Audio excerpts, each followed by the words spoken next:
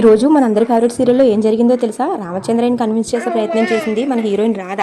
కానీ రామచంద్రయ్య రాధ చెప్పిన వాటికి ఒప్పుకుంటాడా లేక తిరస్కరిస్తాడా? ఇక మన హీరోయిన్ రాధ హీరో విక్రమ్ కృష్ణని కట్టేసింది. ఇక ఇలాంటి మరిన్ని ఇంట్రెస్టింగ్ విషయాలు చూడాలంటే ఈ రోజు స్టోరీ చూడాలి. రామచంద్రయ్య ఒక చోట కూర్చుని తన కూతురు గురించి ఆలోచిస్తూ ఉంటాడు. ఆ ఆలోచనలో తన చిన్ననాటి జ్ఞాపకాలన్నీ గుర్తు చేసుకుని తన కూతురు ప్రస్తుతం తన దగ్గర లేదని చాలా బాధపడుతూ ఉంటాడు. సరిగ్గా అదే సమయానికి మన హీరోయిన్ రాధ అక్కడికి వస్తుంది. అప్పుడు మన హీరోయిన్ రాధ రామచంద్రయ్య దగ్గరికి వెళ్ళి, నమస్తే గురూజీ, ఏం చేస్తున్నారు ఇక్కడ ఒంటరిగా కూర్చుని? ఓ, మీరు ఒంటరిగా లేరు కదా, మీ ఫ్రెండ్తో కూర్చుని కబుర్లు చెప్తున్నారనమాట అని అంటుంది. దానికి రామచంద్రయ్య, నా ఫ్రెండ్ ఎవరున్నారు ఇక్కడ అని అడుగుతాడు. అయినా ఈ ఒంటరితనమే మీ ఫ్రెండ్ అన్నారు కదా గురూజీ, ఇంకెవరు ఉండాలి?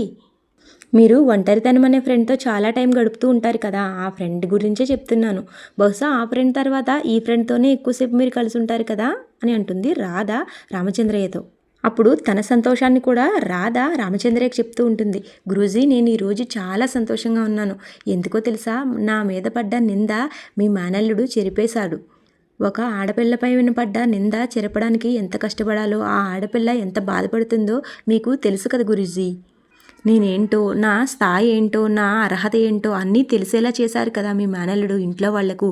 ఇక దానికైతే నేను చాలా సంతోషంగా ఉన్నాను. ఈరోజు నాకు సంతోషం ఉండబట్టలేనంత ఎక్కువగా ఉంది.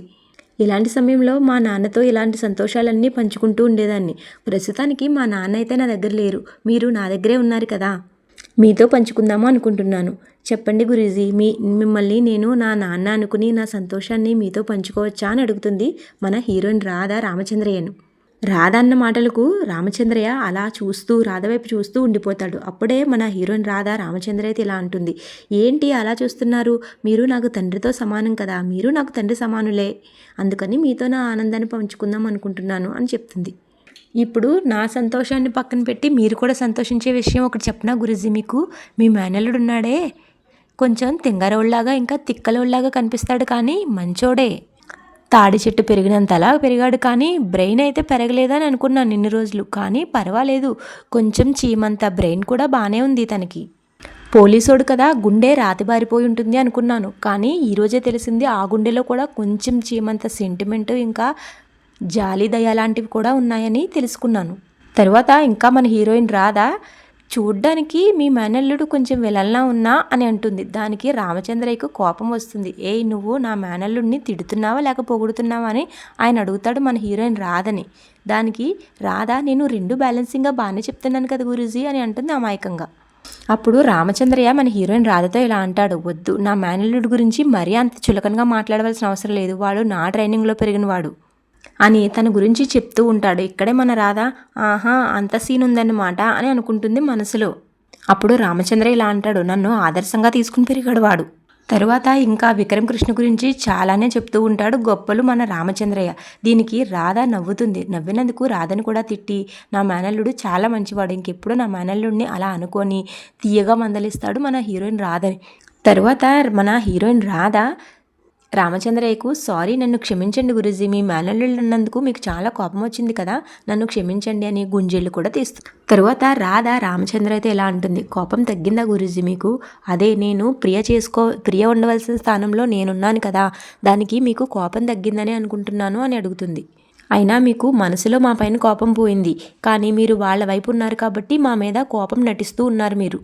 అయినా మీరు వాళ్ళ వైపు ఒక కాలు మా వైపు ఒక కాలు వేయడం ఎందుకు? ఆ కాలు ఇటువైపు వేసి మా వైపు జంప్ అయిపోయింది మీరు అని రామచంద్రయ్యతో ముసిముసి నవ్వులు నవ్వుతూ సంతోషంగా చెప్తూ ఉంటుంది మన రాధ.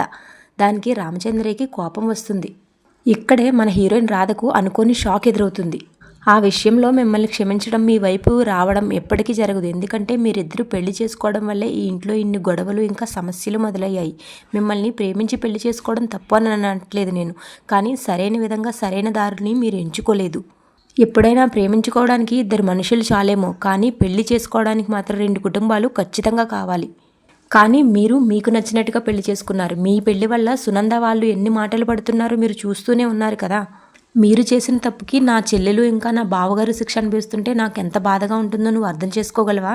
ఈ ఇంట్లో ఒకరితో ఒకరు ప్రేమగా అభిమానంగా మాట్లాడుకుని ఎన్ని రోజులైంది, తల్లి కూతుళ్ళు మాట్లాడుకోవట్లేదు, వదిన మరదళ్ళు చెదిరించుకుంటున్నారు. అలాంటి సిచ్యువేషన్ ఇంట్లో ఎందుకు వచ్చింది? మీ వల్ల కాదా? మీ పెళ్లి వల్ల కాదా? ఇలాంటి పరిస్థితి తీసుకొచ్చి మీరు మళ్ళీ మీ వైపు ఉండమంటున్నావే, ఇది న్యాయమేనా? ఇలాంటి పరిస్థితుల్లో ఉన్నప్పుడు మీ వైపు నేను ఎలా వస్తాను? నేను ఎప్పటికీ మీ వైపు రాను అని ఖచ్చితంగా చెప్పేస్తాడు రామచంద్రయ్య మన హీరోయిన్ రాధకి. ఇప్పుడే మన హీరోయిన్ రాధ రామచంద్రయ్యతో ఇలా అంటుంది, ఇక మీకు నా మీద కోపం ఎప్పటికీ పోదా? మా పెళ్ళిని మీరు ఎప్పటికీ అంగీకరించలేరా? మా మీద కోపం పోవడానికి వేరే మార్గం ఏదైనా ఉంటే చెప్పండి, ఏదైనా చేయమంటే నేను చేస్తాను. చెప్పండి గురూజీ, మా మీద కోపం తగ్గే మార్గం ఏదైనా ఉంటే నాకు చెప్పండి అని చెప్తుంది. దానికి రామచంద్రయ్య, దానికి మార్గం ఉంది. ఇంట్లో వాళ్ళందరూ జరిగిన విషయాలన్నీ మర్చిపోయి సంతోషంగా ఉండాలి, ఒకరితో ఒకరు ఆప్యాయంగా ఉండాలి, ప్రతి ఒక్కరి మొహంలో ఆనందం చాలా కనిపించాలి, ఇక వాళ్ళు సంతోషంతో సంబరాలతో నిండిపోయి ఉండాలి. అలాంటి పరిస్థితి నువ్వు తీసుకురాగలవా? అలాంటి పరిస్థితి నువ్వు తీసుకురాగలిగినప్పుడు చెప్పు, నువ్వు చేయగలను అంటే చేసి చూపించు, అప్పుడు నీ వైపే ఉంటాను నేను, మనందరం ఒకవైపే ఉంటామని ఖచ్చితంగా తెగించి చెప్పి రామచంద్రయ్య అక్కడి నుంచి వెళ్ళిపోతాడు. తర్వాత ఉదయం తెల్లారేసరికి మన విక్రమ్ కృష్ణని కట్టేసి ఉంటుంది రాధ.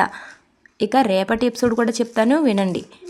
రేపటి సీన్లో అయితే మన రాధ విక్రమ్ కృష్ణని కట్టేస్తుంది కదా, ఇక హాల్ అంతా వీళ్ళు కట్టేసిన చేతులతో అలా తిరుగుతూ ఇక తెల్లవారేసరికి మన విక్రమ్ కృష్ణ కాళ్ళు చేతులు కట్టేసి ఉంటాయి. రాధను విప్పమన్నా సరే రాధ విప్పదు. ఇక ఈరోజు స్టోరీ అయితే ఇక్కడితో అయిపోతుంది. ఇక రేపటి స్టోరీ కూడా ఏం జరిగిందో షార్ట్కట్లో చెప్పేస్తాను వినేయండి. ఈ కట్టేసిన చేతులతో మన రాధాకృష్ణలు ఇద్దరు ఇంట్లో వాళ్ళందరి ముందు పరుగులు పెడుతూ ఉంటారు. ఇక్కడే మన రాధాది హూక్స్ ఊడిపోతుంది. అయితే విక్రమ్ కృష్ణ రాధ బ్లౌజ్ హూక్స్ పట్టడానికి హెల్ప్ చేస్తాడు.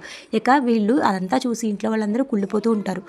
అదండి, ఇక రేపటి ఎపిసోడ్ కూడా ఇంకా ఇంట్రెస్టింగ్గా ఉండబోతుంది. అస్సలు మిస్ అవ్వద్దు. రేపటి ఎపిసోడ్ కోసం మన ఛానల్ని సబ్స్క్రైబ్ చేసుకుని బెల్ ఐకాన్ ఆన్లో పెట్టుకోండి. Thank you so much for watching.